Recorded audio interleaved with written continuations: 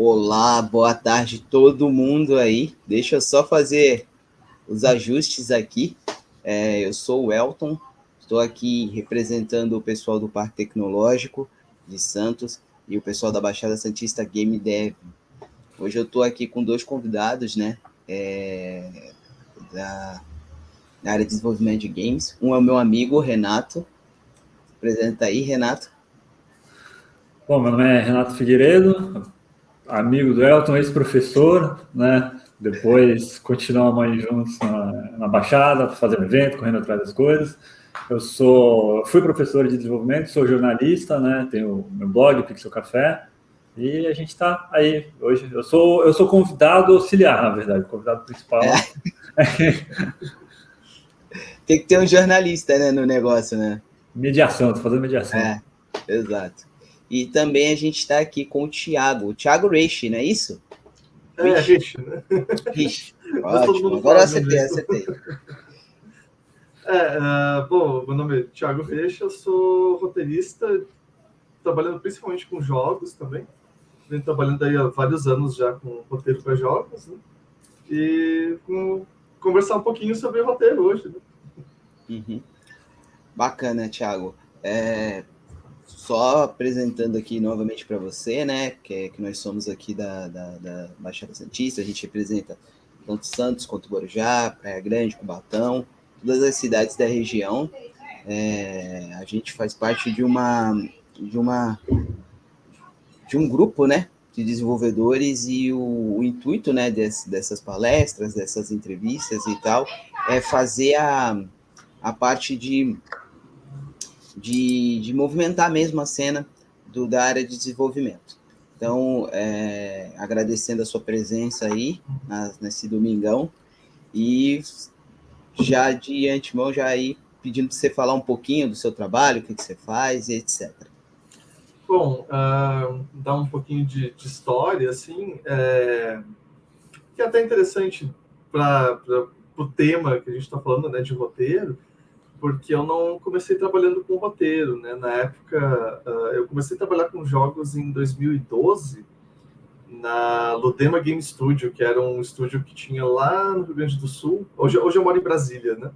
Mas na época eu morava no Rio Grande do Sul, eu fazia curso de jogos na Fevale, e aí os professores, os coordenadores do curso, eles tinham um estúdio que ficava numa casa do lado da Fevale, e aí eles já ficavam de olho em alguns alunos, assim, para contratar, para trabalhar no estúdio, né?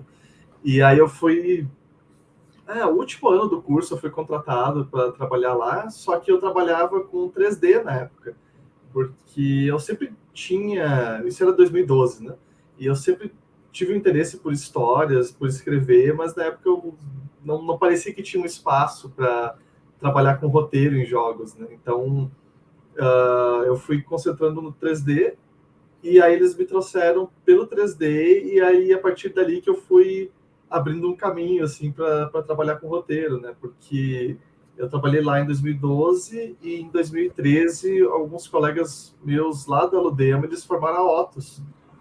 E aí eles me chamaram para participar da Otus, e daí na Otus eu comecei a ter mais espaço para poder escrever. Então a gente até fazia as histórias juntos, mas eu cuidava do texto, tinha um inglês melhor ali. Então eu fazia o texto, e foi a porta de entrada, assim, para conseguir chegar a trabalhar com roteiro, né?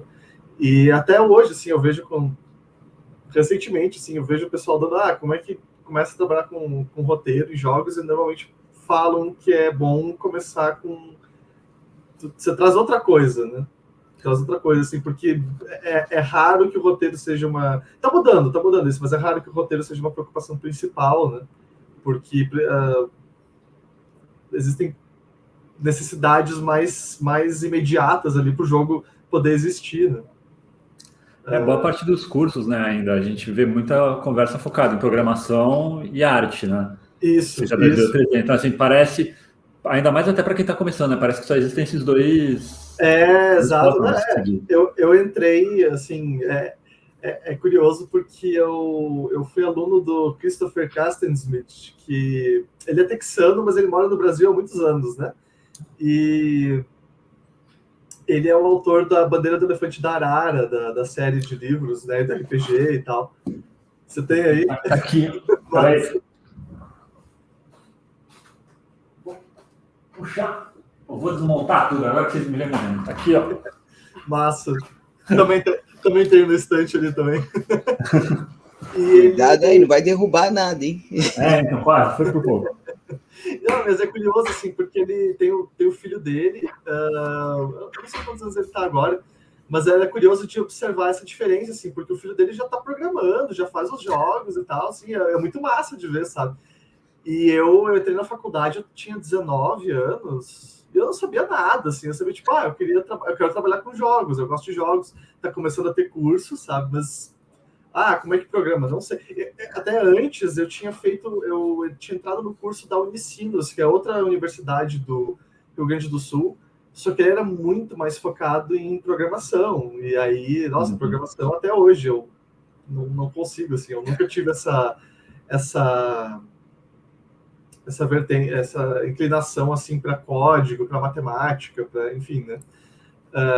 E aí eu fui para a Fevale depois, quando eu descobri o curso da Fevale. O curso da Fevale era mais voltado... Era legal, assim, porque ele era um curso dentro do Instituto de Comunicação da universidade. Então, ele não ficava, tipo, na área de tecnologia ou na área de exatas. Ele era de comunicação. Então, muitos dos professores eram publicitários. Aí o Christopher dava aula de game design, assim, era bem legal, mas é que nem isso que tu falou, assim, a gente tinha uma cadeira de game design, a gente teve uma cadeira de roteiro, assim, eu não lembro se era roteiro o nome, né, mas dentro do todo do curso, assim, é uma porcentagem menor, né? Hoje em dia eu não sei como é que tá a grade do curso, né, mas era interessante ver essa proporção de matérias, né? Você quer perguntar primeiro, Renato? Não, pode ir. Eu comecei aqui. Assim, dentro da tua história acadêmica, né, e na área de desenvolvimento, quando você decidiu entrar para a área de jogos, como é que foi isso? Você simplesmente vou fazer jogos, ou você fazia outra coisa e aí, eu quero fazer jogos e tal?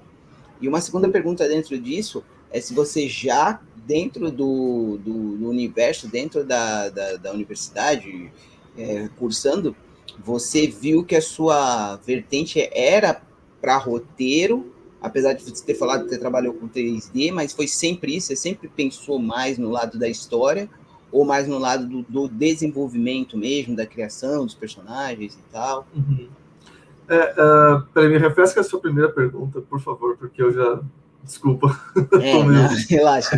A primeira pergunta foi se você sempre quis fazer desenvolvimento de games, sim. E se você fazia outra coisa, porque geralmente é assim, pelo menos no meu caso é assim. Eu trabalhava com logística, foi para os games. O Renato, jornalista, foi para a área de games. Você, no seu caso, você entrou na faculdade, vou fazer games. Ou não, já tinha um outro curso e já foi indo lá. Não, eu sempre quis fazer games, desde muito cedo, assim. Só que era uma coisa, tipo, desde criança, assim. Mas quando nós éramos crianças, não tinha nenhuma oportunidade, né? Não existia, assim. Era uma coisa tipo, quero fazer, mas como, sabe? Sei lá. Então, os cursos que começaram a surgir naquela época eram uma porta de entrada bem valiosa, assim, e casou bem porque foi a época que começou a ter... O mercado independente começou a surgir, né? Da forma mais parecida como a gente conhece hoje, né? Porque eu lembro, a minha turma foi a terceira turma do curso. Tipo, muito cedo, assim. E foi bem naquela época, tipo, eu entrei na faculdade em 2009. Aí, em 2012, eu entrei no estúdio. E em 2012, eu acho que também saiu o Indie Game The Movie, sabe? Então, tava bem naquela época, assim, tava começando a ter... começando a lançar jogo em celular, começando a ter coisas aqui, que eu me lembro, né? Talvez tivesse outras coisas antes, e não pegando aquela parte bem lá para trás, assim, tipo sei lá, os jogos bem antigos brasileiros, né? Tipo, Incidente... Jogo de MSX brasileiro. Exato. Não entrando nessa questão, né? Área. E desculpa, a outra pergunta? Era sobre se você, quando estava dentro da universidade, porque quando a gente entra, né, no curso de games, a gente acha que vai jogar videogame e vai fazer os jogos. Mas aí a gente vê que tem uma série de disciplinas lá dentro, né? Então você pode ir para a área mais de cinema, que é trabalhar com as imagens e tal do jogo, para a área de marketing do jogo, para a área de publicidade, o marketing publicidade do jogo, para a área de programação, para a área de desenvolvimento 3D, né, de criação de personagens, para o roteiro, que foi o teu caso. Na época que você estava na universidade, você já tinha esse negócio, tipo, olha, eu gosto muito do roteiro, vou caminhar para cá, ou não, você foi para o que tinha lá, o que era disponível lá na hora, você só descobriu que o teu lance era o roteiro depois. Não, eu sempre gostei, assim, eu sempre gostei de escrever, eu sempre gostei de estudar, assim, mas na época era bem a preocupação de, eu preciso poder participar do processo, assim, e era legal porque no curso nós tínhamos o semestre e todo semestre tinha um projeto. O projeto era tipo 1 mês e meio para fazer o projeto, mas era como se fosse não é exatamente, mas é como se fosse uma game jam nesse sentido, porque era tipo, vocês ganham um tema, aí vocês pegam as ferramentas que vocês aprenderam nesse semestre e fazem um jogo com aquele tema, sabe? E era bem legal, porque surgiam coisas bem diferentes, assim, eu até lembro que os primeiros semestres era tipo, façam o jogo que vocês querem aí com os recursos que vocês aprenderam. E aí eu acho que lá pelo terceiro semestre os professores falaram, não, vocês vão fazer de acordo com o tema que nós vamos passar para vocês.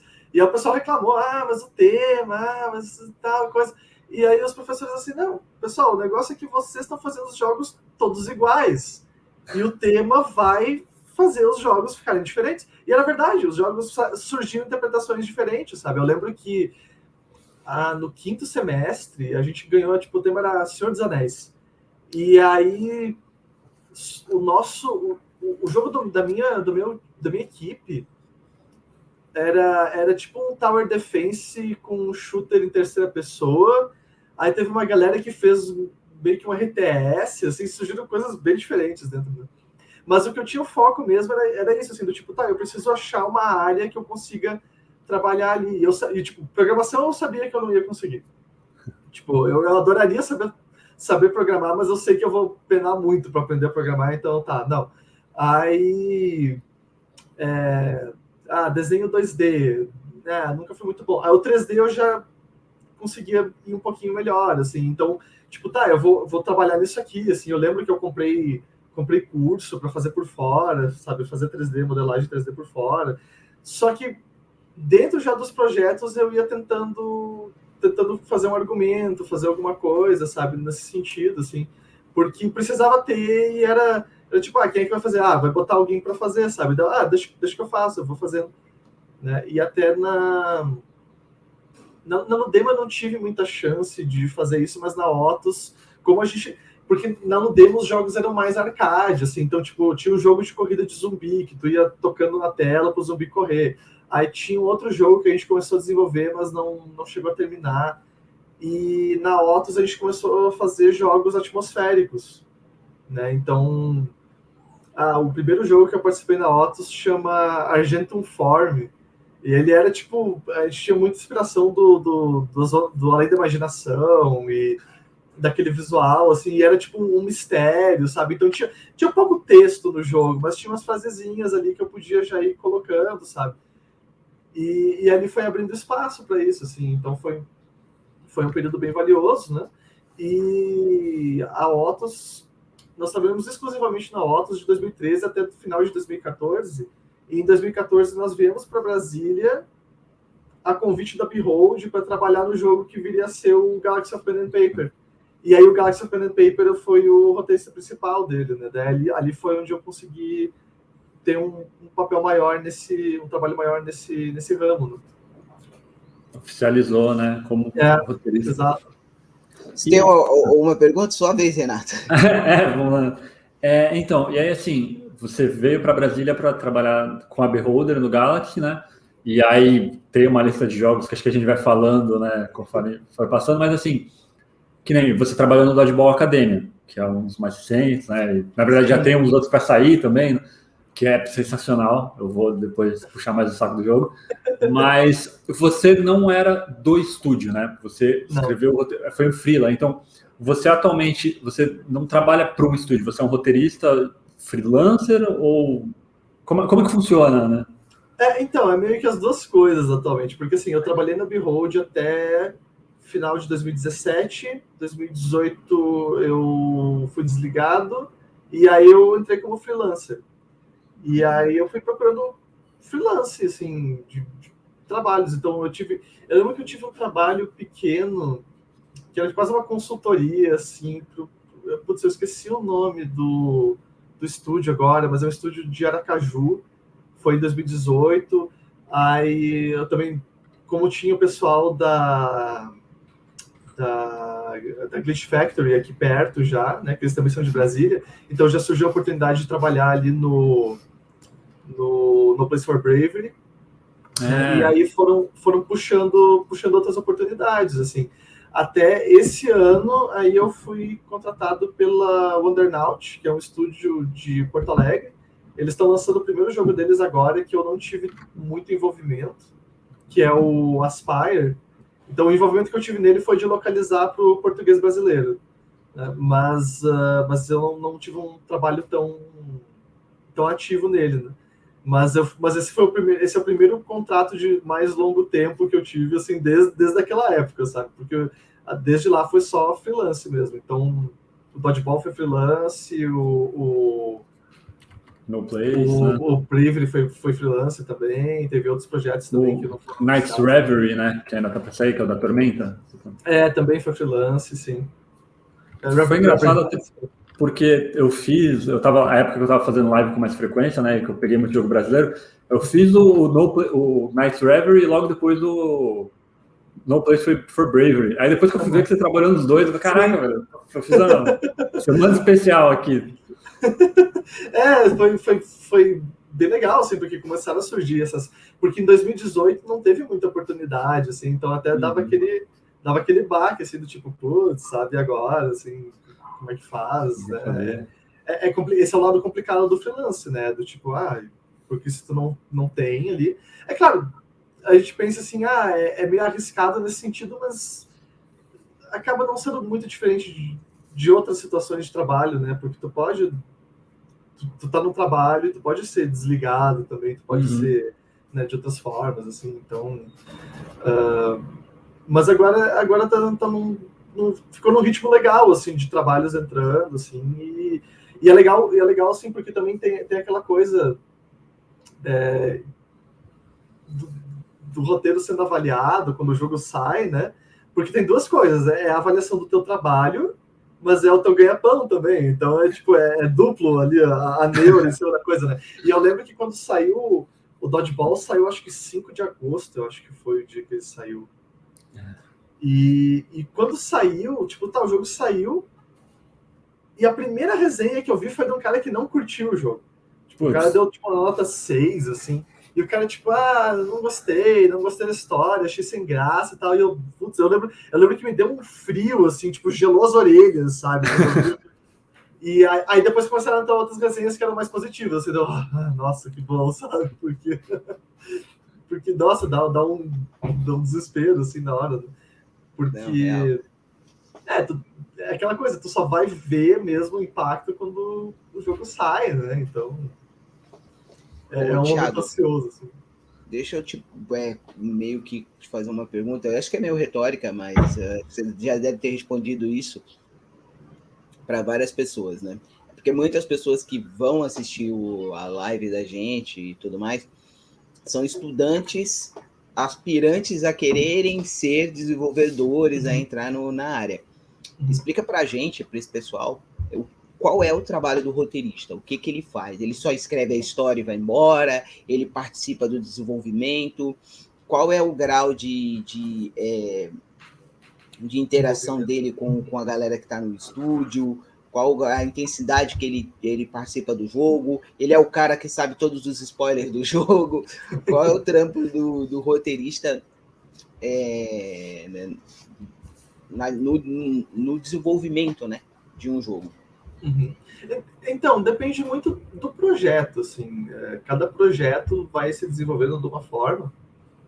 Então, por exemplo, freelance, é muito comum que quando te contratam para fazer um freelance de roteiro, que a equipe já tenha uma ideia, eles já têm mais ou menos o que eles querem, assim, o direcionamento do jogo e tal. Então, por exemplo, o Bravery, desde o começo eles tinham, a gente quer que o jogo comece assim e ele termine assim.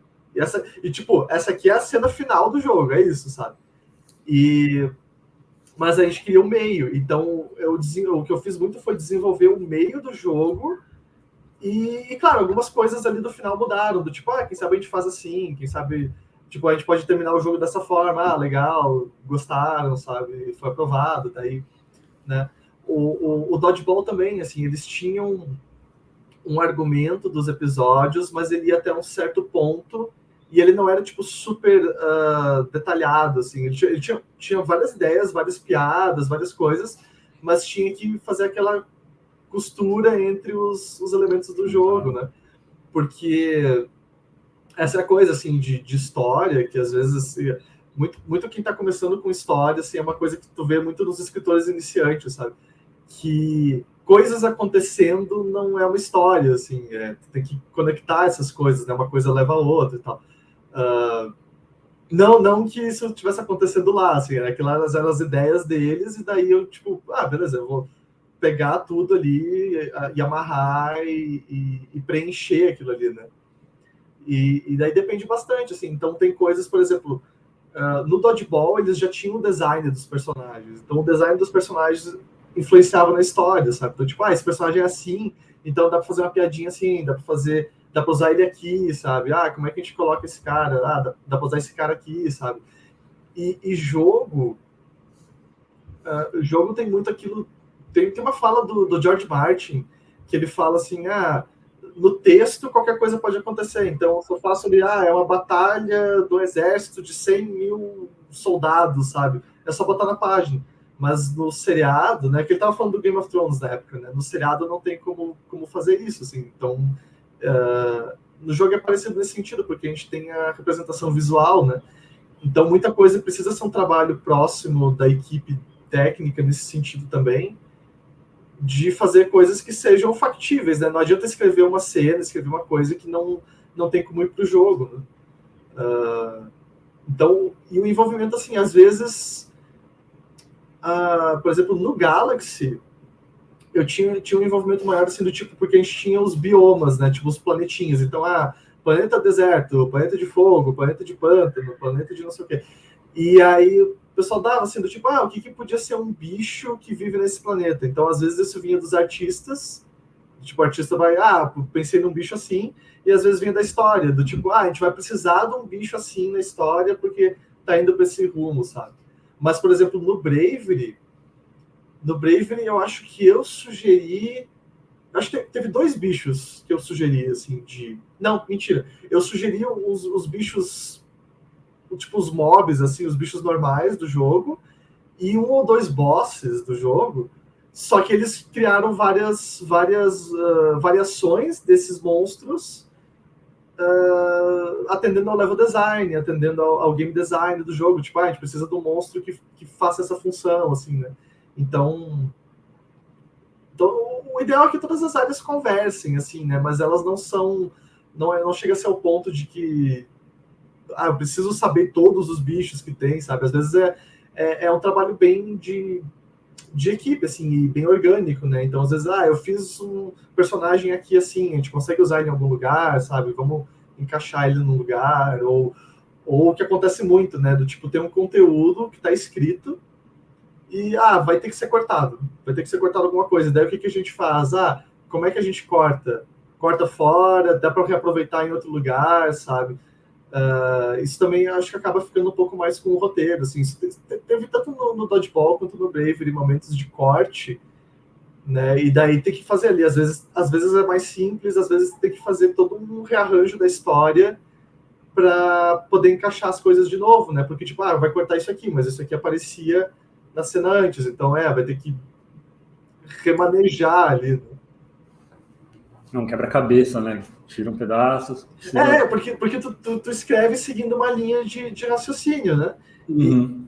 E, dependendo do projeto, muitas vezes não tem aquela gordurinha, assim, são as coisas, tipo, isso aqui leva direto para isso, leva direto para aquilo. Mas vai ter que ser cortado por questão de escopo, né? Questão de produção, de tempo, de recursos, né? E daí tem que fazer esse rearranjo ali, o que é normal, né? Toda história passa por edições, assim, só que algumas edições surgem de uma percepção dentro da história e outras surgem por motivos de força maior. Né? Ô Thiago, mas dentro de tudo que você falou, já teve casos de você, por exemplo, chegar num estúdio, você chegou num trabalho, e aí você meio que vê a história que os caras estão fazendo, e aí você fala, não, isso aqui não tem nada a ver, você escreveu, e o cara fala, não, o que você escreveu não tem nada a ver com o que eu estou fazendo aqui. Muda tudo, aí você vai, muda, o cara, não, tira isso, tira, acontece muito isso, tem muitas essas brigas criativas. Olha, normalmente é tranquilo, mas já teve um caso especial, assim, que eu não vou dar nomes, assim, mas teve um caso que foi tenso, assim, do tipo, de chegarem não, vamos congelar a narrativa, a gente vai ver aqui o que vai fazer, e não envolver o time de narrativa, porque não era só eu, tinha mais uma pessoa, e não envolver o time de narrativa nas decisões narrativas do projeto, sabe? E daí depois chegar, vai ser isso aqui a história, sabe? E, tipo, mas por que a equipe de narrativa não está sendo incluída no processo, sabe? E aí sim, nossa, aí é super estranho, porque assim, uma coisa é tu receber um material do tipo, que nem no Dodgeball, né? Do tipo, quando eu entrei no projeto, tipo, não, o jogo é sobre a escola de Dodgeball, o personagem principal é o Otto, que mais? Do tipo, esses aqui são os personagens, vai ser esse tom aqui, tipo, anime, colorido, divertido e tal, né? E outra coisa é alguém chegar com uma ideia muito montada e daí tu tem que entrar naquilo, sabe? Porque é mais difícil, assim, não que seja impossível. Mas esse caso que eu tava falando, ele foi um projeto que foi durante umas 3 semanas, toda semana ele mudava. Tipo, chegava uma semana, não, agora ele vai ser isso aqui. Agora vai ser esse outro negócio, vai ser esse outro negócio. E aí é um projeto tipo, itinerante, né? Nossa, toda vez. Era muito doido, porque assim, começava a ter resquícios das outras ideias, sabe? Do tipo, agora a história é isso aqui, mas os personagens ainda estão indo pegar o não sei o que, sabe?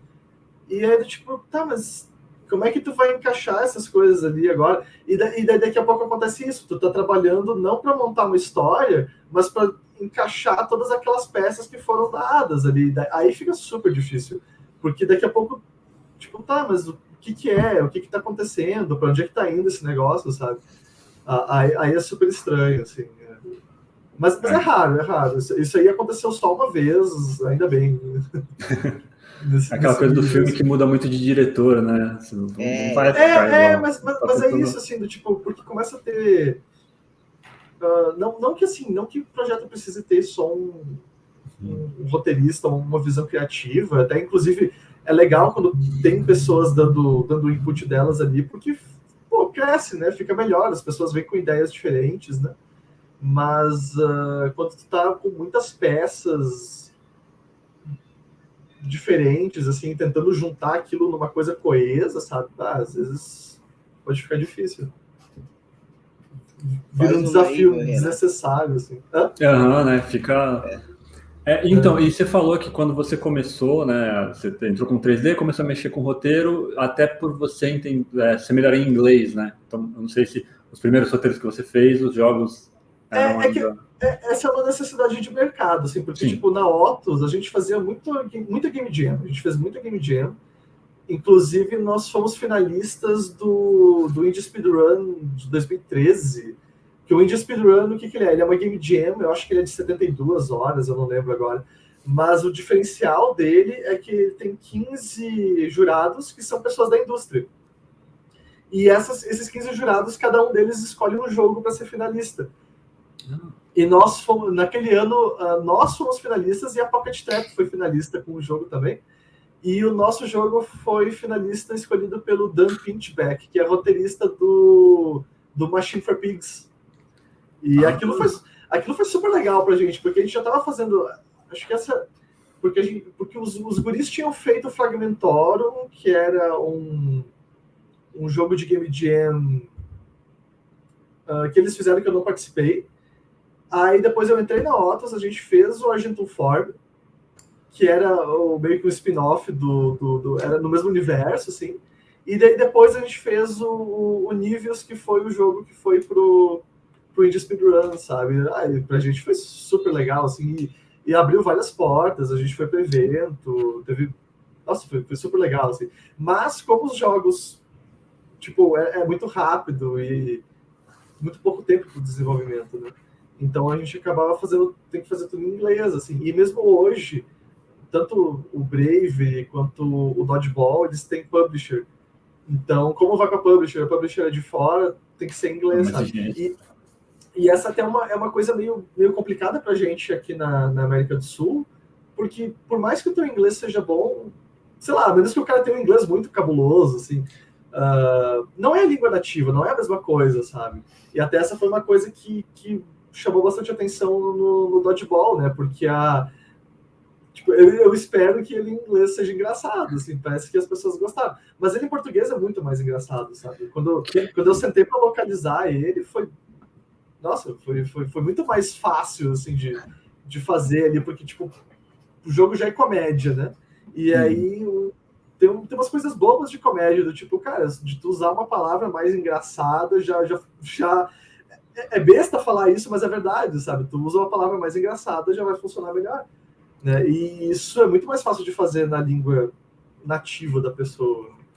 Porque até as gírias e tudo mais, né? Mas até rapidinho, a pergunta era justamente eu levar para isso, que assim, o Dodgeball, então, pelo jeito, foi primeiro feito em inglês, né? E depois localizado para português.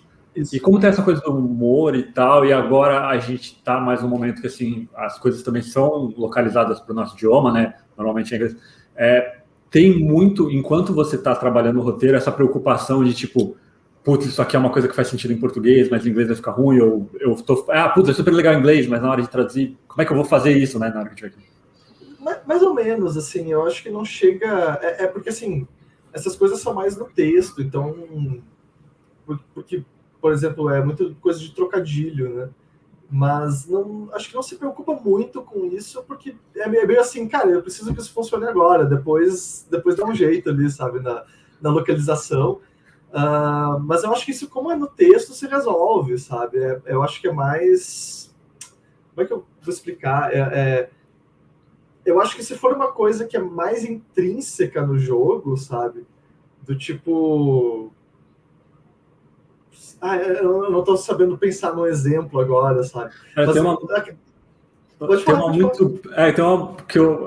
isso, assim, é muito boa, que é eu não vou lembrar o nome de todos os personagens agora, mas aquela menina que é a mais riquinha, que tem o pai dela, tem os negócios lá, e aí você derrota ela porque ela tava prometendo, eu não lembro se eram os robôs, que ia contratar todo mundo lá, e aí você derrota ela, e eles, e agora, o que a gente vai fazer? Ela, vocês vão ter que se virar de PJ agora. Tipo, eu não posso mais contratar. Eu nem lembro o que ela fala no inglês nessa, mas eu lembro que eu tava fazendo assim, tipo, cara, isso é engraçado. Mas isso ali eu pensei até porque eu sou PJ, sabe? Então é uma coisa que quem faça, sabe, né? E aí eu, tipo, dá pra botar aqui, né? Coloca. Mas eu acho que não existe muito essa preocupação na hora de fazer. Eu tô com um exemplo que tá quase chegando aqui, mas não tá chegando, sabe? Pra ilustrar isso, assim. Mas eu penso que, tipo... tem uma coisa que é, tipo... Que é um exemplo bom, eu acho.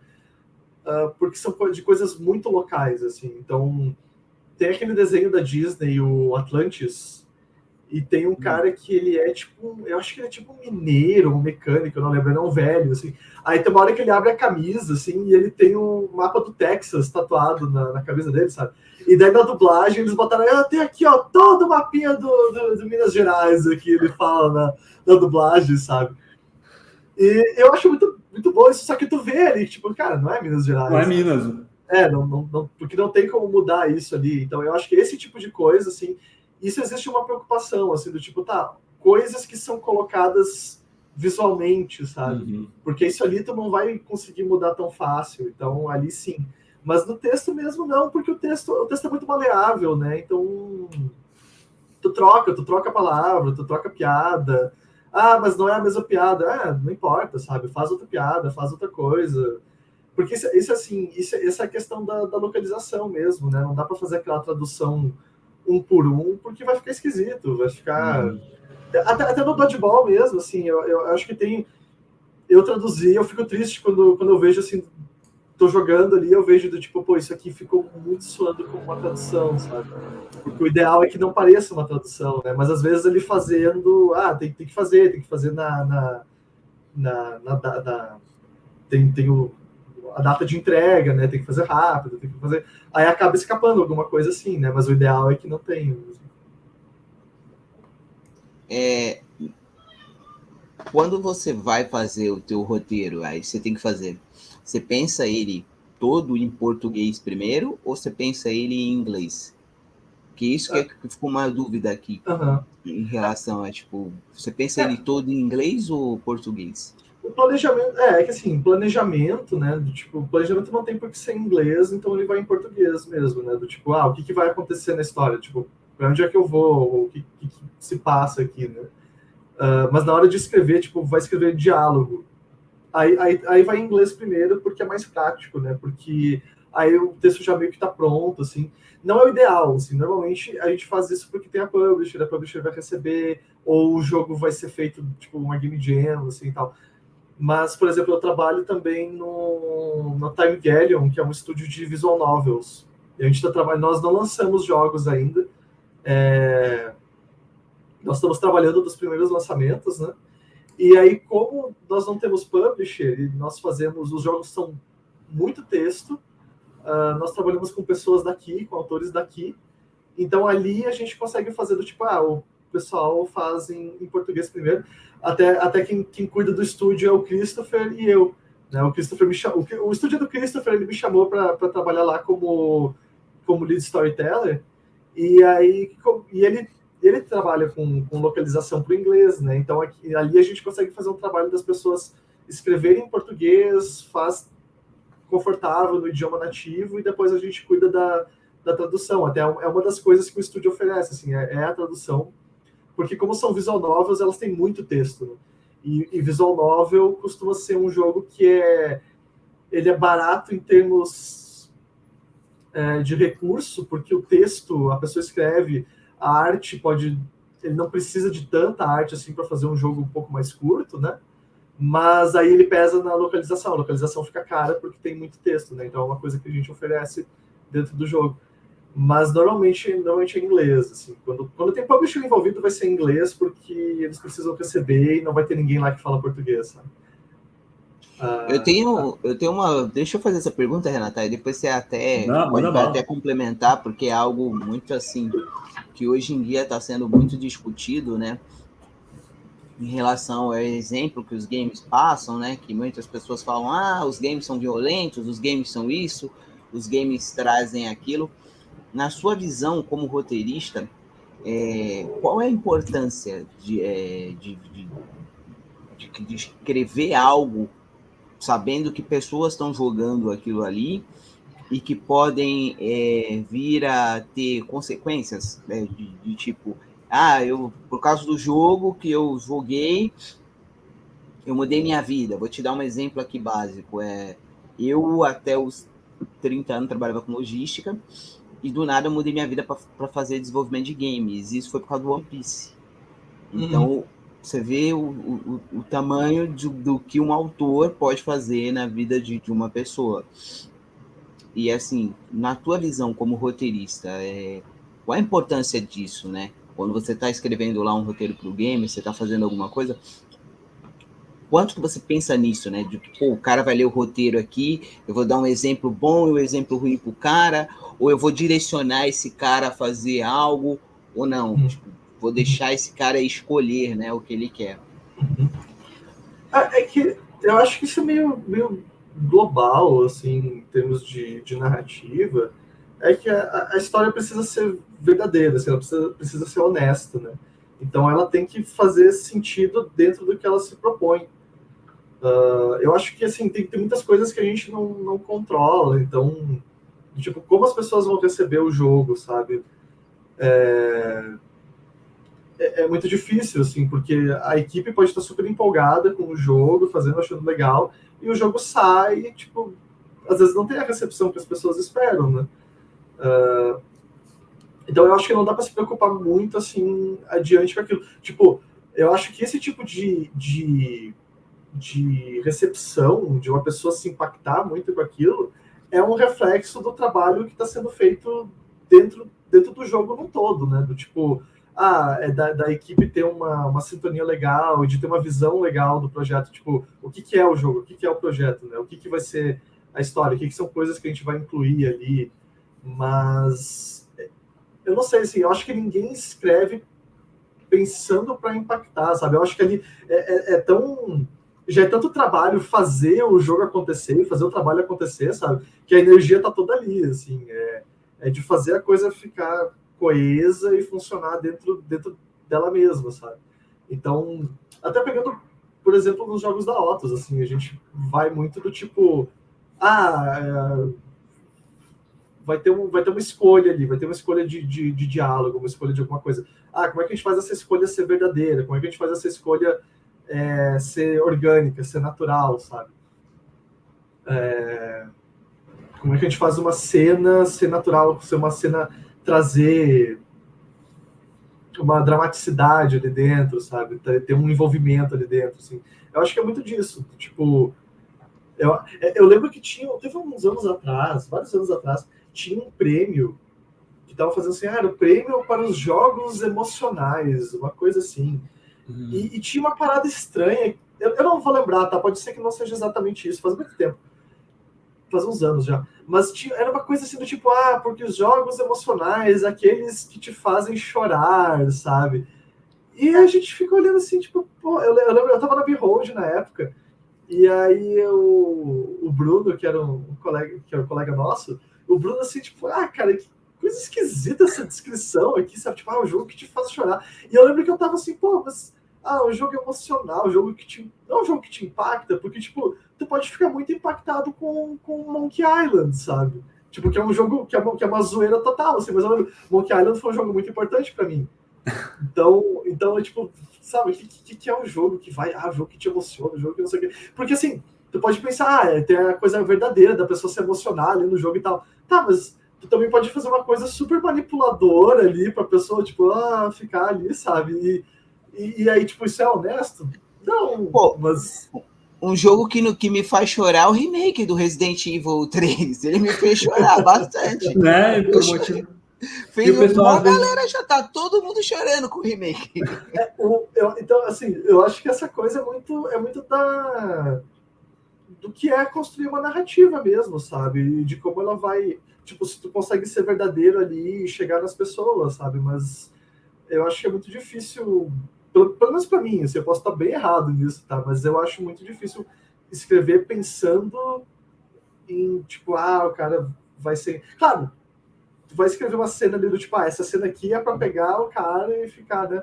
Mas eu acho que não é a preocupação principal na hora de fazer mesmo, sabe? Eu acho que o próprio trabalho ali acaba tomando a preocupação toda, sabe? Para ter uma ideia inicial do que você quer fazer com aquele jogo, né? Que é isso, é de comédia ou é para ser emocional. Né? É porque parece também que o pessoal trata muito emoção como é tristeza, né? Se você não se sentiu triste, você não foi impactado.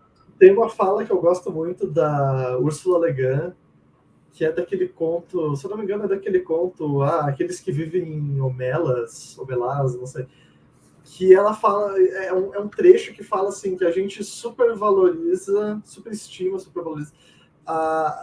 os sentimentos pesados, assim. Então, tipo, o que é triste, o que é uma certa miséria, aquilo é profundo, aquilo é complexo. E o que é alegre, isso é bobo, isso aí não tem valor, sabe? Então, e que é meio que a gente leva isso para a vida, do tipo, a gente pesa, assim, em vários aspectos, né? Do tipo, é que nem ali, quando sai o jogo, sabe? A crítica negativa te pega muito mais forte do que qualquer crítica positiva, assim, é um viés que a gente tem, sabe? Então a gente acaba absorvendo isso, assim. Mas até eu tava lembrando disso, tem eu não lembro o nome do cara, ele assina como Doc, que é o cara que fez o Paratop, que ele fez aquele Adios agora.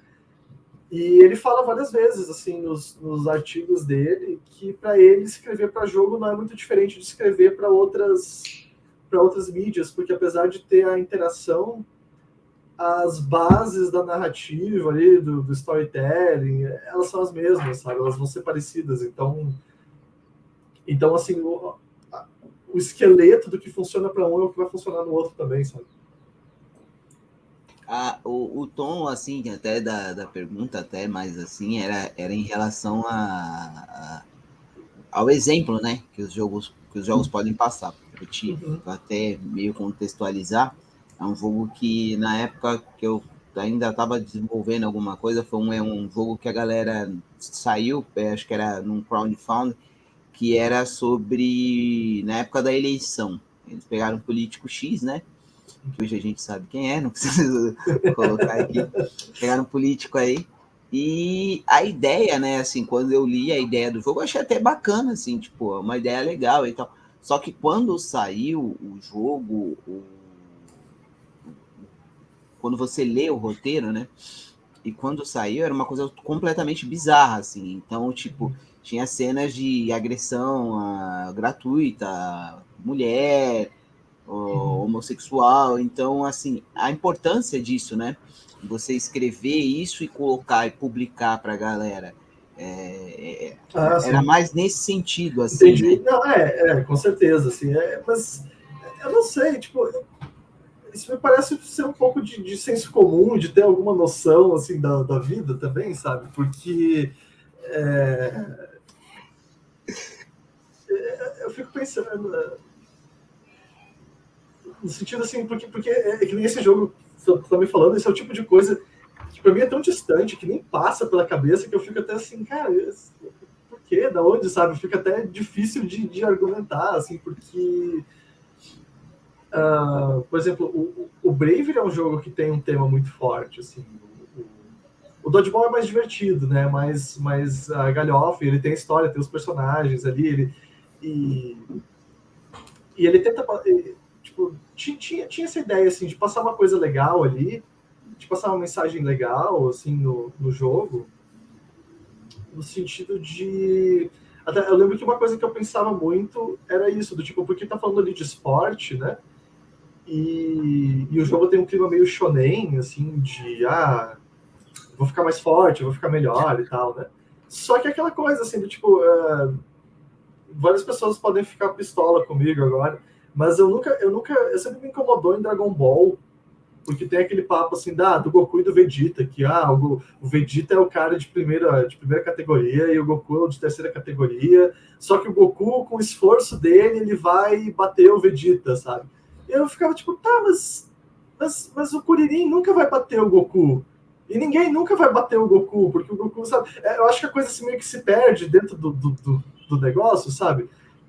E uma coisa que eu tinha muito na cabeça no dodgeball era isso, assim, do tipo, cara, às vezes tu pode fazer o quanto for e tu não vai ser o melhor, sabe? Porque isso é uma coisa, porque são coisas que a gente não tem controle. Então, do tipo, o cara, sei lá, o cara vai, o meu objetivo de vida é ser o cara mais forte do mundo.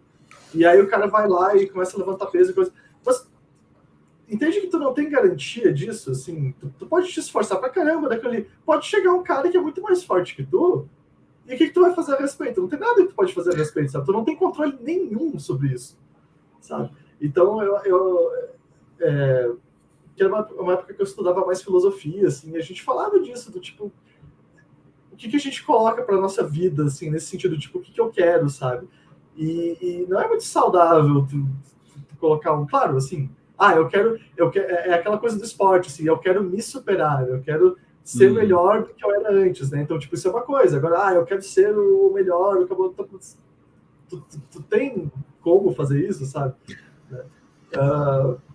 E outra coisa, assim, mas indo para um outro lado, por exemplo, o Bravery, esse é um tema que veio muito da equipe, assim, e eles falam bastante disso.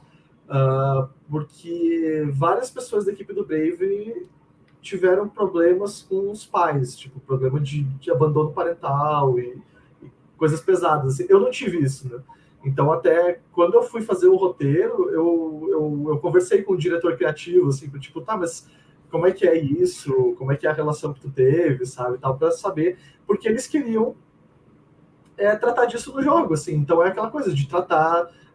e é legal porque eles passaram por isso, sabe? Então, tem a experiência deles ali, assim. Então, não é uma coisa de chegar e, vou falar disso porque sim, sabe? É uma coisa pessoal, assim. Então isso dá uma verdade, uma veracidade ali. Fica orgânico, jogo. Né? Fica orgânico, exato. Então tem disso, assim, do tipo, eu vou falar sobre um tema, eu vou falar sobre uma coisa. Eu acho que é bem comum, assim, pelo menos nas experiências que eu tive, de surgir, às vezes é tipo, o próprio Argento Form, o próprio Onivius, eles eram muito do tema da GM e de coisas que, tipo, essa aqui é uma história legal que a gente pode contar, assim. E tu pega lá uma história legal, assim, mas a gente não estava tão preocupado em... vamos falar sobre o tema X, o tema Y. Era tipo, não, era a atmosfera, eram as interações que o jogador tem ali, de fazer uma experiência bacana, sabe? E eu perdi totalmente a linha de raciocínio que eu estava agora quando eu entrei nesse assunto. Não, tranquilo. É que aí você já foi para pro lado da filosofia e tal, e etc. Aí já até porque a questão do jogo que você comentou, né, Elton, do político, a gente sabe que era mais uma coisa de propaganda, né? Mas eu acho que até a ideia de ter algo por trás disso não era simplesmente uma propaganda para algo que é diferente justamente disso que você falou, que nem o Bravery fala de abandono parental porque é algo que, na verdade, teve gente da equipe que passou e eles querem colocar isso. Mas assim, ele não é vendido como um jogo sobre tal coisa. Não, exato. É algo que está costurado na história. E esse outro não, esse outro é uma propaganda, ele é uma propaganda disfarçada de jogo, né? É o caminho inverso, né? O intuito mesmo é isso que você falou, né?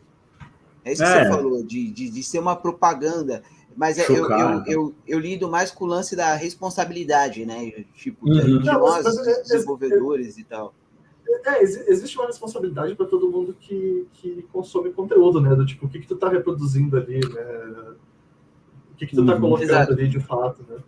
Exatamente. É porque eu sou muito ligado em histórias, né? No jogo, assim. Eu sou um cara que eu gosto muito do jogo em si, mas eu me foco bem na história que tá rolando porque eu tô participando daquilo.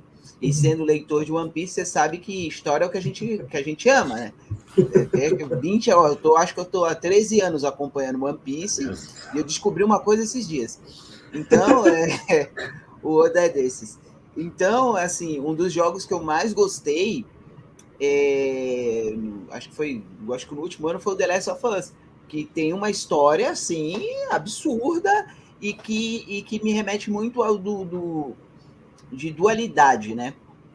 De não existe lado bom nem lado ruim. É o lado que você tá... É a posição que você está sentado na cadeira, né? Muito parecido com One Piece. One Piece tem isso, de você ter a marinha, os piratas e o governo. Quem é o errado ali? Você não sabe. Depende, você vê a história pelo ângulo dos piratas. Mas se você visse a história pelo ângulo da marinha, talvez a marinha não fosse tão ruim.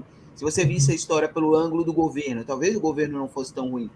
Então, uma das coisas que eu achei fantástica do The Last of Us é isso. Você vê o lado da personagem, da Ellie, e depois você vê o outro lado e você consegue entender que ali necessariamente um não está certo e o outro também não está errado, está todo mundo errado, é um mundo maluco, tipo, quem pode mais chora menos. Então, é real, eu fiquei dos 3 primeiros capítulos do jogo odiando os caras. Mas depois que muda, você fala, não, pô, esses caras são legais, esses caras estão tentando fazer uma coisa legal. E aí você, mano, o que tá acontecendo comigo? Eu tô querendo, sabe? Então, assim, é isso que te pega no roteiro, né? Então, é a importância disso, né? Mas aí, Renato, você tem mais alguma pergunta? Eu viajei aqui na maionese. Eu coloquei One Piece 80 vezes. Eu não perguntei, vocês leem o One Piece? Só por... eu li até, acho que até o volume 50. Até o resgate da... Eu li até aparecer o Gear. A primeira vez que apareceu o Gear foi onde eu parei. Enies Lobby.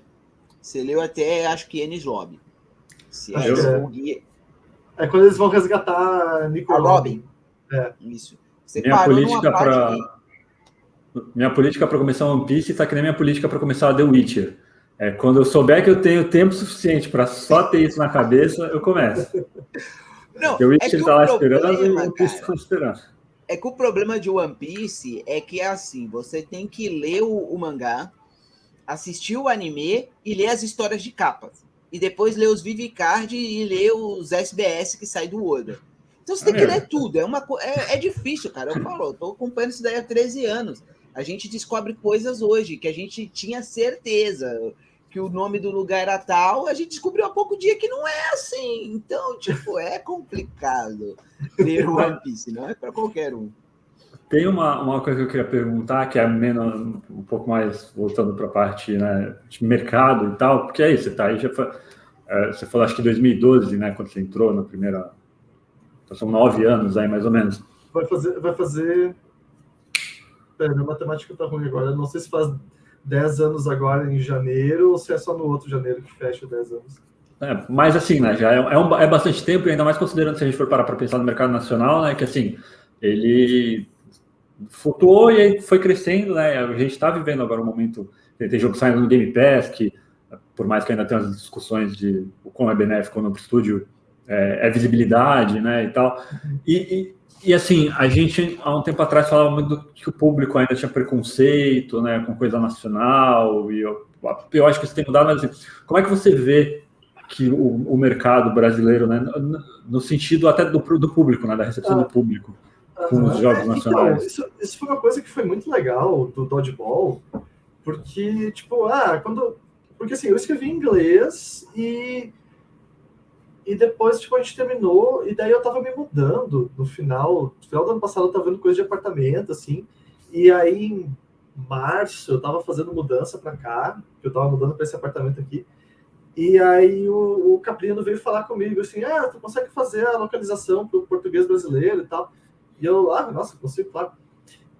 E aí quando eu fui fazendo assim, eu fui, tipo, vai dar pra fazer muito zoado aqui, comecei a botar as coisas, tipo, freio nenhum, assim, sabe? Tipo, e foi muita inspiração, assim, de coisa, tipo, a dublagem do Yu Yu Hakusho, a dublagem de Jojo agora, que tá super boa também, Turma da Mônica, sabe? Turma da Mônica tem umas... Porque tem umas coisas do tipo... Eu lembro que tinha uma história do... Eu não lembro o que era, assim, mas eu lembro que o Cebolinha tava fazendo um negócio e aí dava errado, daí a Mônica vinha correndo atrás dele, aí o Cebolinha assim, é agora que a porca torce o rabo, sabe? Eu, caraca, isso é muito bom. Eu não lembro se eu cheguei a colocar no Dodgeball, mas eu comecei a botar esse tipo de coisa, assim. E eu botando porque eu achava engraçado, sabe? E encaixava com o clima do jogo ali, tipo, todo mundo grita e há uma zona o tempo todo, né? E quando saiu, as pessoas começaram a curtir muito, assim. Eu lembro que tem uma personagem, porque ela é meio náutica, assim, e aí eu, tipo, de novo, né, dificuldade do inglês, assim, eu tava, como é que eu dou uma voz diferente para cada personagem? Então, posso fazer sempre falando pirata, né? Tipo, eu sei como é que é o sotaque de pirata, né, tal, eu fiz ela falando pirata. Aí na hora de passar pro português, daí é aquele tipo de coisa que tu tinha falado antes, assim, na hora de passar no português, tá aí agora, porque não tem pirata. Em português, né? Em inglês tem aquela coisa do R e tal, e pronto. Tem o R, as coisas, mas em português não tem. Aí eu, o que eu faço? Daí eu podia pegar um sotaque regional, né? E eu pensei, o que é um sotaque regional que é legal, assim, que vai ficar bem característico e que vai combinar ali. Aí eu tenho aquele no Instagram do Antônio Dias, é o Abaixa da Égua, que é as tirinhas que ele faz, assim, ele tem várias histórias dentro da página dele, não é uma história só, sabe? Mas ele faz as tirinhas, assim, sequenciais, e é super engraçado. E ele é nordestino, e os personagens falam bem nordestino, assim. E eu, caraca, eu vou pegar a dica ali do Abaixa da Égua. Aí eu fiz ela falando com sotaque nordestino, assim, Aí eu até tive que pesquisar um pouco, assim, do tipo, o que é o tipo de gíria que tem na região, assim, que tal. E eu coloquei... E a galera curtiu muito aquilo, sabe? Tipo, a galera curtiu mesmo, assim, tipo, caraca, que massa, tá? Eu lembro que eu tava vindo do Overloader, eles falando do jogo, aí tem uma parte que acho que foi o Rick Sampaio, que falou assim, isso aqui ficou muito bom, e eu, que massa, eu fiquei super feliz ouvindo, assim. E de fato, porque tu não vê muito, né? E eu acho que, assim, muita localização para jogo ainda fica muito aquela coisa, assim, cara de tradução, sabe? Não tudo, assim, claro. Mas eu acho que o padrão, ainda que tu espera, é muito aquela cara de tradução, assim, a gente não tem essa... Porque até, assim, ali era o meu texto, então eu me sentia à vontade para colocar, assim. Já no Aspire, por exemplo, o texto não é meu, e ele tinha uma orientação, assim, porque ele é um jogo mais formal. Então, para o texto ser mais formal, sabe? Então, não dá para pirar ali dentro. E aí ali era um pouco mais assim, peraí, o que eu posso fazer, o que eu não posso fazer aqui, né?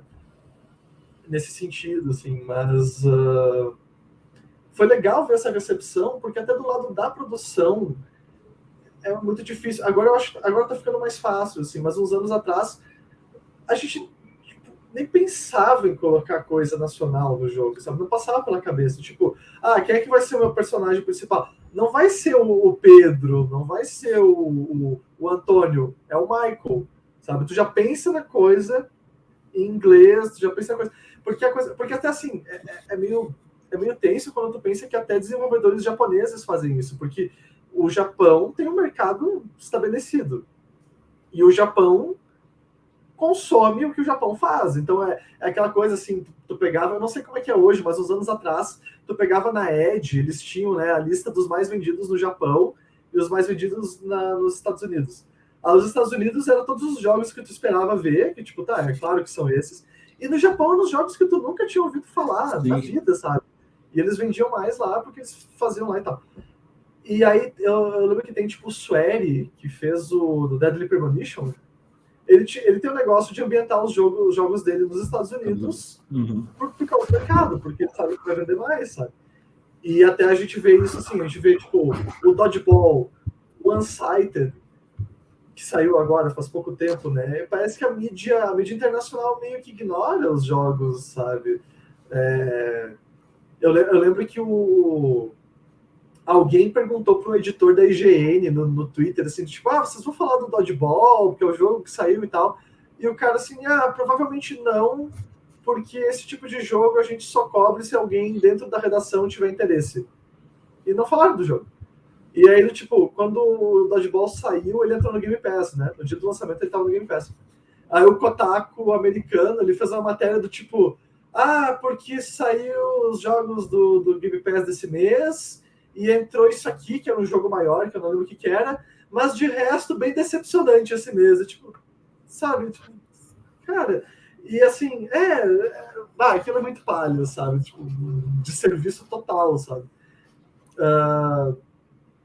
Meio que tem toda uma discussão aí sobre que tem muita gente levantando sobre como o jornalismo de games moderno está virando só assessoria de imprensa para grandes empresas. É que, tipo assim, se tu pensa, até faz sentido de certa forma, porque assim, a galera precisa cobrir jogos que vão trazer cliques, né? Tipo, porque as pessoas vão clicar ali, tipo, eu entendo dessa forma, mas tipo, mas aí de fato, é que nem tu falou, né? Tipo, mas e os jogos? Quem é que tá cobrindo os jogos de fato, sabe? Tanto que, tinha eu tinha lido uma matéria um tempo atrás que era exatamente sobre isso, era sobre jogos que tinha, tipo, milhares, ou chegava até 1 milhão de downloads, e tu nunca tinha ouvido falar do jogo, porque ninguém falava dele, mas ele tem o mercado dele, sabe? Só que não é aquele mercado mainstream que vai ler a matéria sobre o jogo, assim. Porque você meio que cria uma... Porque é isso, assim, você tem que falar do que, de certo modo, você precisa cobrir coisas que vão dar cliques, mas se existe todo esse mercado e, né, pelo menos o mainstream não fala, então será que o mainstream ainda está falando com o público que consome, né? Ou a gente está meio que deixando de lado essa galera e a gente está falando com gente que às vezes não consome, lê e tal, mas não é, né? A gente está meio que desviando do... E eu estou falando a gente, que eu estou fazendo minha culpa, porque eu também, né, produzo conteúdo. Então, assim, existe... Está num momento meio estranho da gente ver na relação de quem produz o conteúdo para com quem produz os jogos, né? Porque não adianta nada você falar sobre algo que ninguém está jogando. Mas aqui é o mainstream, saiu, por exemplo, God of War. Vamos falar de God of War. Mas, cara, boa parte da galera não está jogando God of War, está jogando o jogo do celular lá que está bombando agora. E aí, você não fala desse jogo, não é citado, e aí... Sem contar que você está brigando com 500 outros veículos que estão também falando disso, né? Então, a gente, no Pixel, começou sempre querendo falar com o jogo dar espaço para o jogo nacional por isso. A gente falou, na época era uma equipe pequena de 2 pessoas e tal. A gente, saiu o God of War novo. Beleza, a gente vai jogar, mas assim, sabe, ninguém vai abrir nosso vídeo. Todo mundo vai abrir o vídeo da IGN, GameSpot, não sei o quê. Então, e a gente começou a ter também o contato dos desenvolvedores. Muita gente começou a mandar coisa pra gente, a vir conversar e falar, a gente viu... Nosso momento de maior sucesso até hoje foi no primeiro ano, que a gente estava na BGS e o pessoal do Resonance, que eu vi falando deles, que é um jogo que é um bonequinho que você tem que usar sua voz para ganhar. Então você alcança as notas para mover as plataformas. A gente fez o vídeo e a gente passou pelo stand deles e falou, putz, a gente viu o vídeo de vocês, tá muito legal e tal. Porque rola essa relação, né, de a gente tá mostrando vocês e aí os caras também retribuem. Isso é muito legal. Sim. Né?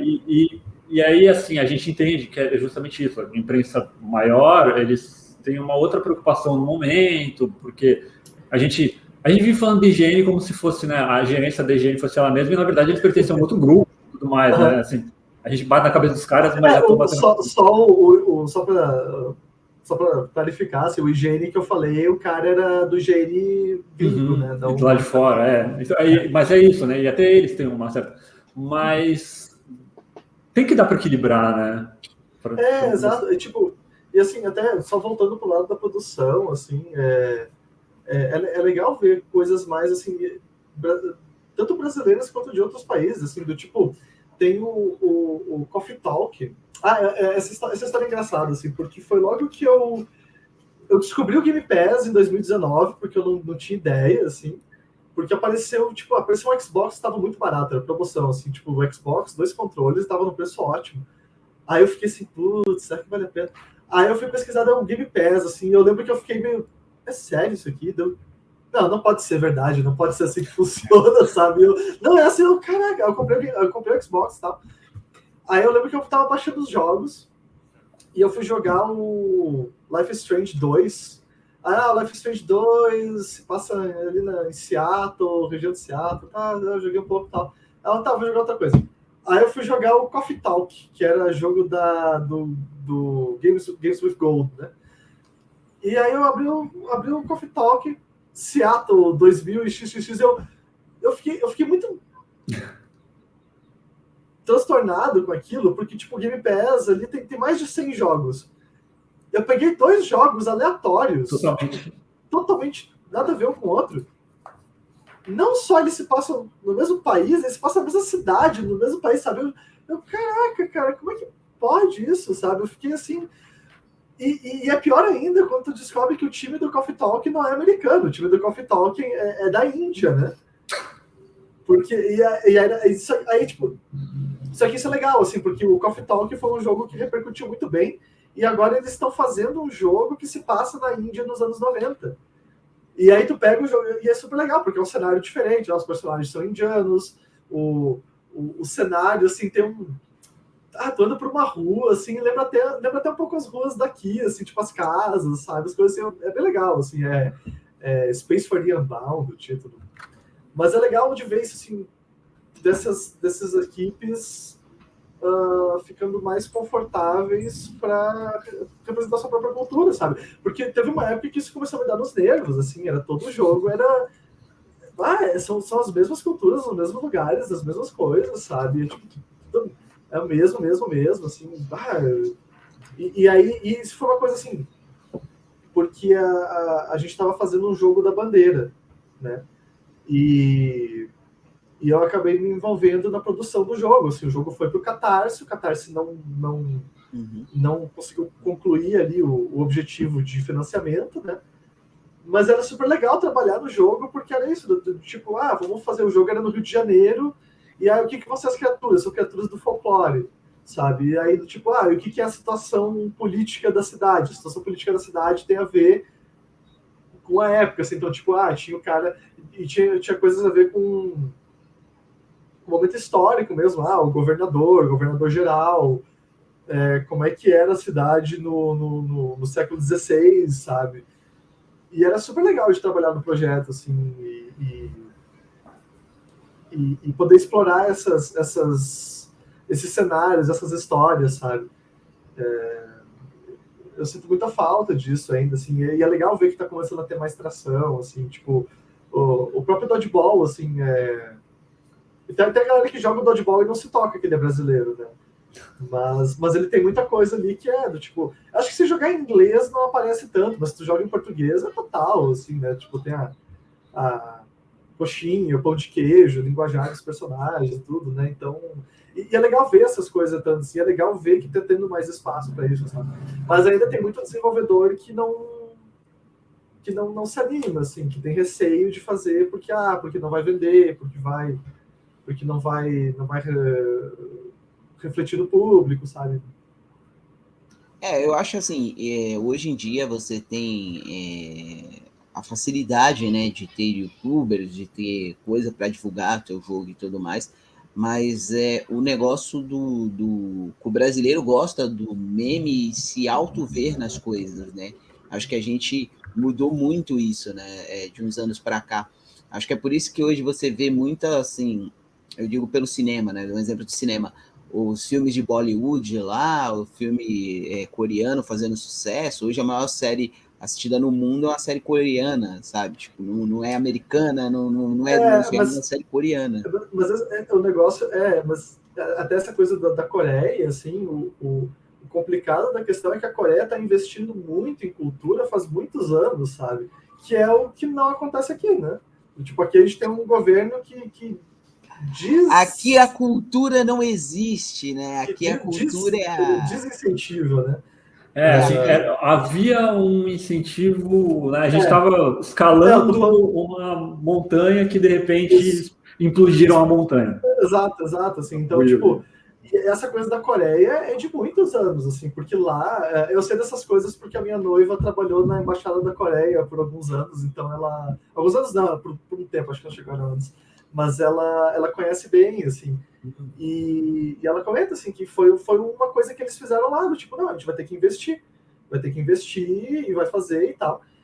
E é tipo, eu estudei coreano por 1 ano e meio, e a professora era coreana. E ela falava assim, cara, na Coreia, professor recebe muito bem. É um trabalho bem remunerado, é um trabalho respeitado, sabe? E aí tu vê, tipo, essas coisas assim, né? E aqui a gente tem muito essa síndrome de vira-lata também, sabe? Não tem como não falar dela, sabe? E é um negócio cansativo, assim, porque é muito fácil a coisa de fora chegar aqui e fazer sucesso, explodir, sabe? Agora a coisa aqui dentro, assim, é muito difícil, assim. Eu até comentei numa outra chamada, numa outra entrevista que eu fiz, que eu vejo pelo Goodreads, sabe? Eu tenho 100 pessoas no Goodreads, é pouca gente no Goodreads. De contato, né? De pessoas adicionadas, assim. Só que tu vai lá no Goodreads e ele mostra, tipo, fulano tá lendo isso, fulano tá lendo aquilo, fulano avaliou não sei o que e tal. E eu acho que eu contei, teve um dia que eu contei, eu sentei assim, deixa eu ver aqui. E eu fui contando. E eu acho que de cada 20 livros, não repetidos, cada 20 livros únicos que apareciam, um era brasileiro. O resto era estrangeiro, sabe? E a gente tem muita coisa que vem de fora, assim, e tal. E tem essa coisa de vira-lata, assim. E eu lembro disso porque eu acho que tá ficando mais fraco, mas era muito forte quando eu era mais novo, assim. Então... Até teve agora, assim, teve o caso lá do moleque falando besteira do Machado de Assis e falando que brasileiro não sabe escrever fantasia, sabe? Tipo, Cara, é cansativo isso, assim, porque em outros países a galera consome o que é feito lá. Assim. Tem uma história, eu não sei se é verdade, tá? Mas eu acho que é. Tem aquela história do que no Japão, lá, as coisas feitas no Japão são mais caras. Tipo, se tu vai pegar a câmera de fora ou a câmera japonesa é mais cara, porque é feito no Japão, tá? Coisa assim. E falta isso aqui, né? E é complicado, cara, porque em 2019 eles me convidaram para participar do Firmeza Fest em São Paulo, e aí cada convidado dava uma palestrinha, assim, de 5 minutos, né? E eu tava falando sobre isso, sobre a gente começar a pegar mais temas nacionais para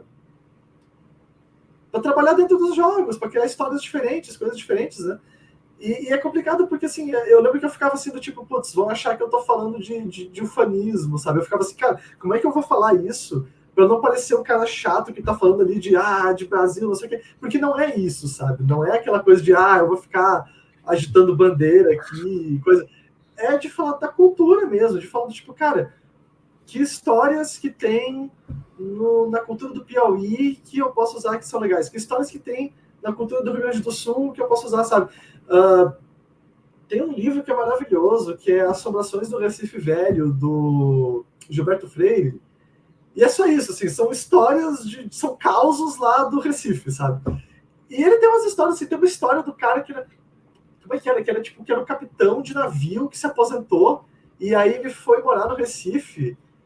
E eu posso estar pegando os detalhes errados, tá? Mas que ele levou o mastro do navio para casa. E aí tinha um mastro do navio na casa. E as pessoas falavam que passava lá de noite e tu via o fantasma do capitão rondando a casa. E tipo, pô, a história é super legal, sabe? Por que não tem um jogo sobre isso já, sabe? Daí... Aí tu vai jogar lá os jogos, tipo... Aí tu vai pegar um jogo lá de Lovecraft, sabe? Eu lembro que a gente tava falando isso, assim, porque saiu aquele Call of Cthulhu e saiu aquele o Sinking City, né? Juntos, né? Juntos. E os dois têm uma estética muito parecida. Tipo, a tonalidade de cor é parecida, o tom do jogo é parecido, sabe? Aquela coisa assim, porque tá bebendo daquela fonte, assim, do tipo, tá, duas coisas super similares saindo, assim, podia...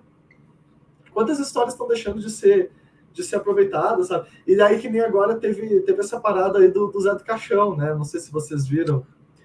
E aí, tipo, do Elijah Wood. Eu acho que o estúdio não é do Elijah Wood, eu acho que ele é só produtor.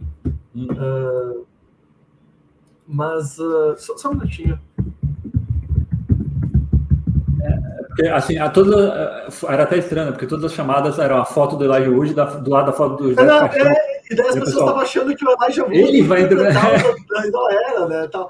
Só que isso ali foi uma coisa que eu vi assim, cara, tipo, porque tem vários lados dessa história, né? Tem aquele lado assim falando que tipo que provavelmente os direitos foram vendidos para fora porque ninguém aqui dentro ligava, que volta naquela coisa do viralatismo, né? Só que aí o que fazem? Vão pegar o personagem e vão levar ele para Estados Unidos e México. Levar ele para Seattle. Tipo, Estados Unidos e México, né? Tipo, cara, mas por que pro México? Porque vocês acham que... que abaixo assim, do Texas é tudo, né, México. Então, eu até não tinha interpretado dessa forma quando eu li, mas depois o pessoal tava falando isso, né? Do tipo, é como se tudo fosse a mesma coisa, sabe? Tipo, é latino. Eu fiquei na dúvida se é isso mesmo, assim, mas pode ser que seja, não é difícil de ser isso, sabe? Mas é tipo, cara, que coisa palha, tipo, porra, tem produtor aqui, tem Netflix, sabe? Tem seriado brasileiro sendo financiado por Netflix, tem seriado brasileiro na Amazon Prime, sabe? Não podia fazer um trabalho conjunto, assim, por que não acontece, sabe? Sei lá, E daí o pessoal fica, olha, o gringo está valorizando o que o brasileiro não valoriza. Como valorizar se tá tirando tudo que é brasileiro da coisa, sabe? Não faz, né? Assim, né? O lado bacana é, putz, legal, o Zé do Caixão vai, né, para outros... Mas é sobre que ótica, né? Tipo, a história do cara vai, mas é totalmente... Não é a história mesmo, é um negócio todo montado lá que vão provavelmente errar assim, algumas coisas e tal. Então, essa coisa, assim, é até complicado, assim, porque eu fico sempre naquela naquela margem, assim, de ficar naquela, tipo, cara, eu não sei o suficiente para falar sobre isso, porque são questões culturais e tal, né? Mas ao mesmo tempo tu vê, assim, que tipo, pô, isso não é legal, sabe? Tipo, e aquela coisa, assim,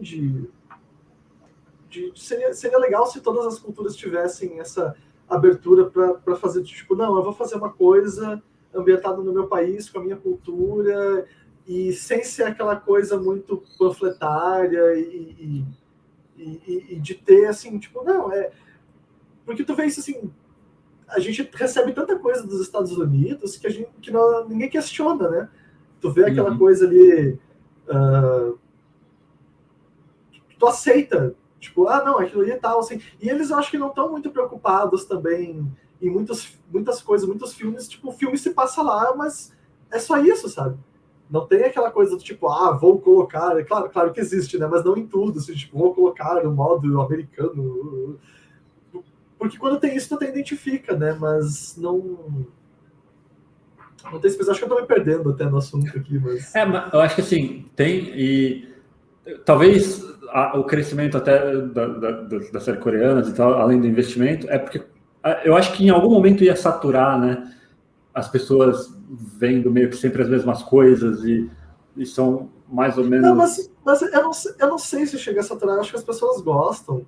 Assim, gosto porque No geral, é meio que o seguro também, né? Eu conheço, eu sei como que vai ser. E até certo ponto, tudo bem, não é? O entretenimento de cada um. Sim. Mas eu acho que quando alguma coisa começa a quebrar um pouco ali, aquela, dá para fazer assim, sabe? Dá para ser diferente e tal, aí o pessoal começa a começar a dividir esse espaço com obras de outros lugares e talvez isso ajude, né, outros também, que nem você falou, os países que também tenho a minha cultura para mostrar. Pô, eu vi aquele, né? Eu vi o coreano que eu nunca tinha visto, eu vi o espanhol que eu nunca tinha visto, sabe? Por mais que, sabe, Casa de Papel tenha virado uma novela, é uma novela espanhola, né? Novela que o pessoal não conhecia e que meio que abre para ver esse outro lugar. Assim, trazendo para games, um jogo que eu acho muito legal nesse sentido é o Blasphemous. Porque o Blasphemous ele é todo inspirado no folclore lá da região da Espanha dos caras. E depois eles dublaram o jogo em espanhol, dublagem muito legal. Tipo, eles criaram ali um mundo próprio deles, assim, né? Mas tu vê a influência, sabe? Aquilo é super legal também. Todo o simbolismo e tal. E aquilo que você falou do Lovecraft também, porque é isso, né? É assim, é o cara americano, por mais problemático que seja ele, né? E tal.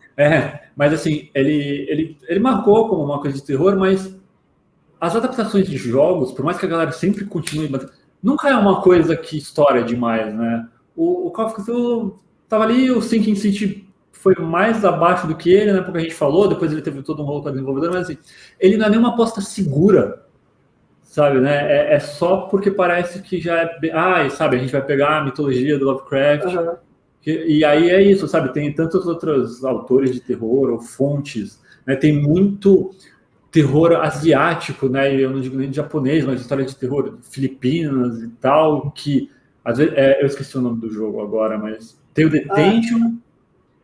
Tem o Detention e o Devotion, que são então, de Taiwan, né? Taiwan, e que funciona muito melhor, é muito mais, né, atmosférico às vezes que essas. E eles são super orgânicos, né? Eu joguei o Devotion esse ano, assim, e é super legal, porque tu tá na casa do cara, a casa é uma casa de Taiwan dos anos 80, então tem as coisas que teriam lá, sabe? Aquilo é muito legal, assim, porque tu vê que tu tá em outra cultura, assim, e não é... Eu acho que aqui, às vezes, a gente tem muito um receio de, tipo, mas será que não é forçado? Uma coisa...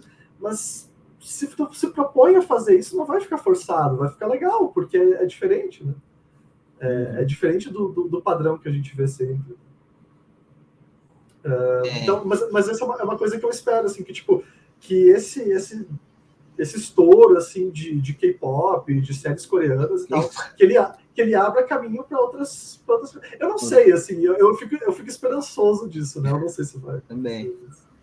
Mas assim, galera, já meio que encerrando aqui, que a gente já tá batendo aqui 1h20, é muito legal o papo, podia até ir mais, mas a gente tem um limite aí de hora. Já agradecendo ao Thiago, a você, Renato, por ter participado aí. As considerações finais aí, Thiago, mandar você falar para a galera aí da Baixada Santista aí que está te assistindo, como que a gente pode conhecer mais seu trabalho, aonde você está e etc. Tá, então, primeiro eu queria agradecer o convite, que eu não agradeci lá no começo, então eu agradecer agora por me receberem. Cara, do meu trabalho tem o Twitter, que é o @ThiagoRreich, que eu posto lá, mas assim, lá eu posto, só eu, assim, lá eu largando coisas lá. Eu tenho uma página no Goodreads, porque eu tenho alguns trabalhos publicados em impresso, né? Mas são coletâneas de contos, assim, eu participei de algumas, mas o trabalho impresso é meio esporádico, assim, então eu nem sei dizer, tipo, eu tenho a página do Goodreads lá, eu acho que dá para seguir, eu tenho como autor lá do Goodreads, mas eu não posto muito lá, mas enfim, tem lá, e tem o Twitter, que é onde eu posto mais. Eu tenho a página no Medium também, mas faz muito tempo que eu não posto nela, eu escrevi alguns artigos lá, meus mesmo, mas também faz muito tempo, então onde eu ando postando mesmo é no Twitter. Atualmente trabalhando na Wondernaut, fazendo freelances, e no Time também. Aí em breve o Time vai estar lançando seus primeiros visual novels, então estou empolgado para ver o desempenho delas quando saírem. E é isso. Opa, estava mutado aqui, eu não vi. Então, já te agradecendo, cara, de coração aí, de você ter um domingão aí, podendo ver o Faustão. Faustão não mais. Não, o Faustão agora ele ficou mais poderoso, agora ele vai ser todo dia de semana. É o dono da semana. Cara, Faustão, essas loucuras, essas coisas maravilhosas que passam na TV aberta domingo, tá aqui com a gente falando sobre roteiro de game, falando sobre um assunto bacana, que é o que a gente gosta, né? Desenvolvimento de game. Eu acho que falta muito isso na internet brasileira, né? A gente vê podcast hoje de tudo que é quantas coisas aleatórias e pouco se falar sobre um assunto tão bacana quanto o roteiro, quanto o desenvolvimento e etc. Te agradecer aí, viu? Renato, quer deixar um recado aí pra galera aí da live aí, alguma coisa? Não, acho que acompanha aí. Eu já fiz minhas propagandas, que eu já falei do Pixel aqui no meio do negócio, então já embarquei no meu. Se inscreve no canal. Se inscreve aí e tal. Mas não, a galera que está assistindo, que, putz, tomara que isso ajude pra caramba eles aí, dê uma inspiração pro pessoal.